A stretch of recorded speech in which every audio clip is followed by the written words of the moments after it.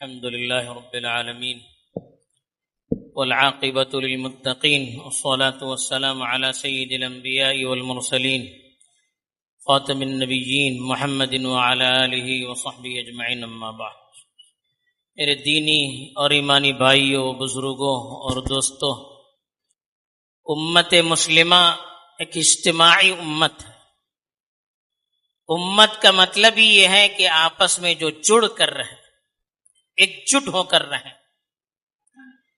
اس امت کو اللہ تعالیٰ نے اس دنیا میں اسی لیے بھیجا کہ یہ امت ایک دوسرے کی فکر کرے، ایک دوسرے کی بھلائی کا کام کرے، ایک دوسرے کا ساتھ دے، اور اس امت کی ترقی پوری امت کے جڑ کر رہنے میں ہے، ایک دوسرے کے درد کو محسوس کرنے میں ہے۔ اس لیے اس امت کی اصلاح کا تعلق بھی ایک دوسرے سے جڑا ہوا ہے۔ اسی لیے قرآن مجید میں ارشاد فرمایا کنتم خیر امت اخرجت للناس، کہ تم بہترین امت ہو، لوگوں کے لیے نکالی گئی ہو۔ تمہارا مقصد لوگوں کی نفع رسانی ہے، لوگوں کو فائدہ پہنچانا ہے، لوگوں کی فکر کرنا ہے، لوگوں کے دکھ درد کو محسوس کرنا ہے۔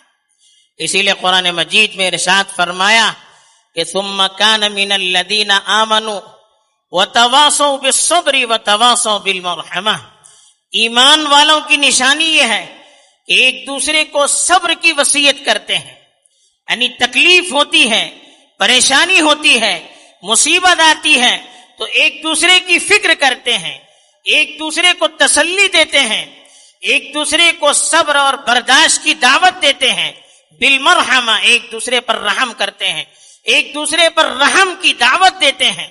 تو ایک دوسرے کی فکر کرنا اس امت کی خصوصیت میں داخل ہے۔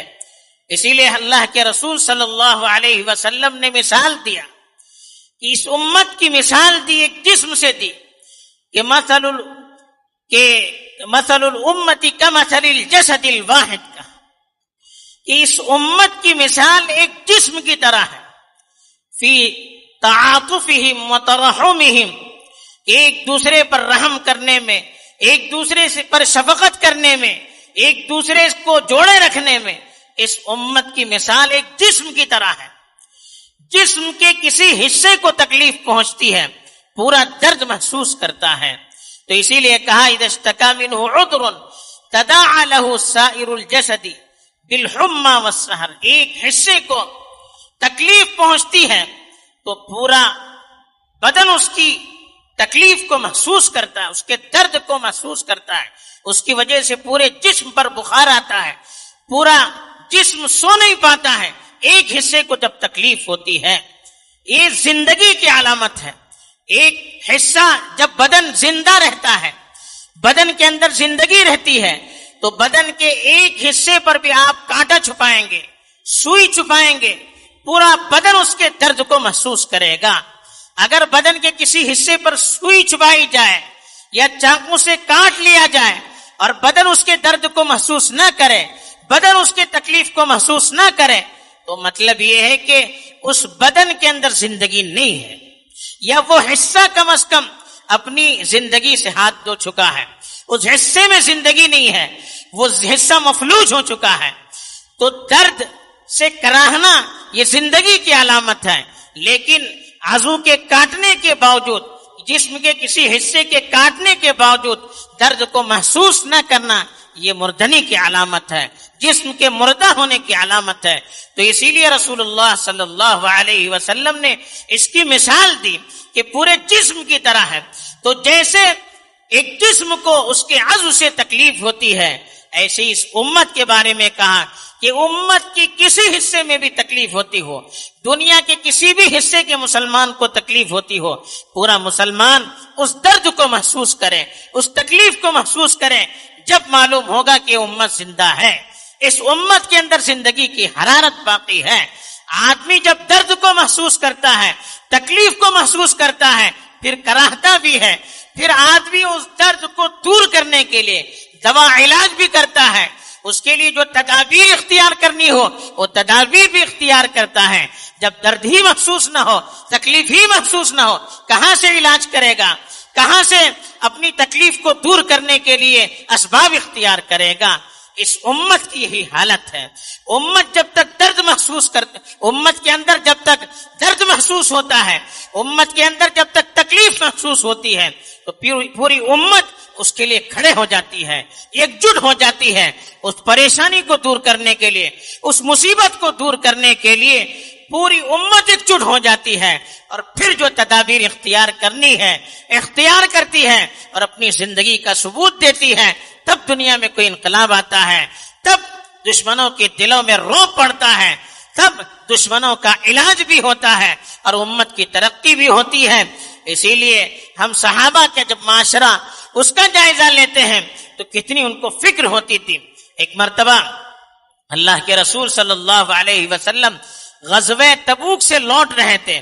اس وقت فرمایا کہ ان بالمدینۃ اقواما ما سرتم مسیرا ولا قطعتم وادیا الا كانوا معكم. کہا کہ مدینے میں کچھ لوگ اب بھی ہیں، تم جہاں بھی جاتے ہو، کسی وادی میں جاؤ، کسی صحرا میں جاؤ، وہ تمہارے ساتھ ہیں. حالانکہ وہ مدینے میں ہیں، جنگ میں شریک نہیں تھے، مدینے میں تھے، لیکن اللہ کے رسول صلی اللہ علیہ وسلم نے فرمایا کہ تم جہاں بھی جاؤ گے، جس وادی میں جاؤ گے، جس صحرا میں جاؤ گے، جہاں جنگ کرو گے، وہ تمہارے ساتھ رہیں گے. تو اللہ کے رسول کے صحابہ نے پوچھا کہ وہ لوگ مدینے میں ہیں پھر بھی ہمارے ساتھ ہیں، یہ کیسے ہو سکتا ہے؟ تو اللہ کے رسول صلی اللہ علیہ وسلم نے فرمایا حبسہم العذر، عذر کی وجہ سے وہ آ نہیں پا رہے ہیں، ورنہ ان کے دل کے اندر فکر ہے، امت کی تڑپ ہے، جذبہ ہے، وہ بھی چاہتے ہیں کہ آپ کے ساتھ جہاد میں شریک ہوں، آپ کے ساتھ تکلیفوں میں شریک ہوں، آپ کی مصیبتوں میں شریک ہوں. یہ ان کی نیت بھی ہے، ان کا جذبہ بھی ہے، ان کے اندر بھی تڑپ ہے، لیکن چونکہ کچھ اعذار ایسے ہیں جس کی وجہ سے وہ آپ کے ساتھ جنگ میں شریک نہیں ہو پا رہے ہیں، سفر میں شریک نہیں ہو پا رہے ہیں، لیکن ان کی نیت کی وجہ سے، ان کے درد کی وجہ سے، وہ جن اندر جو کڑن محسوس کر رہے ہیں، آپ کی تکلیف کا جو احساس کر رہے ہیں، اس کی وجہ سے اللہ کی طرف سے ان کو اجر و ثواب مل رہا ہے. یہ امت کی درد اور تکلیف کو محسوس کرنے پر اللہ کے رسول صلی اللہ علیہ وسلم نے اجر کا مژدہ سنایا ہے، ثواب کی خوشخبری سنائی ہے، اور یہ زندگی کی علامت ہے. لیکن آج افسوس یہ ہے کہ ملت حالات میں گھری ہوئی ہے، دنیا بھر میں مسلمانوں پر ظلم ہو رہا ہے. ہمارے ملک میں کس طرح سے مسلمانوں کو دبانے کی کوشش کی جا رہی ہے، کیسے کیسے قوانین زور و زبردستی پاس کیے جا رہے ہیں، اور ہمارا دائرہ تنگ سے تنگ تر کیا جا رہا ہے، ہمیں اپنی جائیدادوں سے محروم کیا جا رہا ہے، اپنے جائز حقوق سے بھی ہمیں محروم کرنے کی کوشش کی جا رہی ہے، اور وہ اپنے پلان پر آگے بڑھ رہے ہیں، اپنے مقصد کو سامنے رکھ کر وہ پوری طرح سے آگے بڑھتے چلے جا رہے ہیں. لیکن افسوس یہ ہے جن کو کاٹا جا رہا ہے، جن کے حقوق چھینے جا رہے ہیں، جن کو دبایا جا رہا ہے، جن کو محروم کیا جا رہا ہے، ان میں سے اکثر و بیشتر وہ ہیں جن کے اندر احساس نہیں ہے کہ ہمارے ساتھ کیا ہو رہا ہے، کس طرح سے دائرہ ہم پر تنگ کیا جا رہا ہے، کیسے کیسے قوانین ہمارے خلاف پاس کیے جا رہا ہے، احساس بھی نہیں ہے. اگر بہت زیادہ بیداری دکھانی ہوتی ہے، کچھ نیوز دیکھتے ہیں، آپس میں تبصرے کرتے ہیں، خاموش ہو جاتے ہیں. اس سے بڑھ کر کیا کرنا ہے، احساس نہیں ہے. اپنی دنیا میں ہم لوگ مگن ہیں، اپنے کام کاج میں ہم لوگ مگن ہیں، اپنی فکروں میں ہم لوگ مگن ہیں. پھر بتائیے اللہ کی طرف سے مدد کہاں سے آ سکتی ہے؟ مردہ کہاں سے لڑ سکتا ہے؟ مردہ اپنے حقوق کہاں سے حاصل کر سکتا ہے؟ جب ہمارے اندر جنبش ہوگی، ہمارے اندر حرکت ہوگی، پھر اللہ کی مدد ہمارے ساتھ ہوگی. جب ہم خود ہی حرکت نہ کریں، ہم ہی لاشیں کی طرح رہیں گے، کہاں سے اللہ کی مدد کی ہم امید کر سکتے ہیں؟ کیسے وہ قوم ترقی کر سکتی ہے جو ایک دوسرے کا ساتھ دینے کے لیے تیار نہ ہو، جو ایسے اوقات میں بھی اپنے اختلافات کو زندہ کر رہے ہوں، ایک دوسرے کو کھینچنے کی کوشش کر رہے ہوں، ایک دوسرے کو دبانے کے پیچھے پڑے ہوئے ہوں؟ کہاں اللہ کی رحمت کے ہم مستحق ہو سکتے ہیں؟ ہمیں تو اس وقت پہلے سے زیادہ بیدار ہونے کی ضرورت ہے. ہمیں اپنے حقوق کو سمجھنے کی ضرورت ہے، اپنے مسائل کو سمجھنے کی ضرورت ہے، وقت کے حالات کو سمجھنے کی ضرورت ہے. پہلے سمجھے تو کہ بیماری کیا ہے، پہلے سمجھے کہ درد کیوں ہو رہا ہے، تکلیف کیوں ہو رہی ہے، دشمن کہاں سے حملہ کر رہا ہے، کیوں حملہ کر رہا ہے، کیا ہماری کمزوری ہے. یہ تو کم از کم ہم جائزہ لیں، کچھ تو سوچیں. اس وقت اگر ہم نہ سوچیں گے پھر کب سوچیں گے؟ اس طرح سے اگر ہم کو بیدار نہیں کیا گیا کیسے ہم بیدار ہو سکتے ہیں؟ نہ سمجھو گے تو مٹ جاؤ گے. اے ہندوستان والو، تمہاری داستان تک بھی نہ ہوگی. داستانوں میں ایسے ہی وقت کے لیے شاید اقبال نے کہا تھا کہ اگر اب بھی نہ سمجھو گے تو پھر زمانہ کبھی ہمیں یاد نہیں رکھے گا.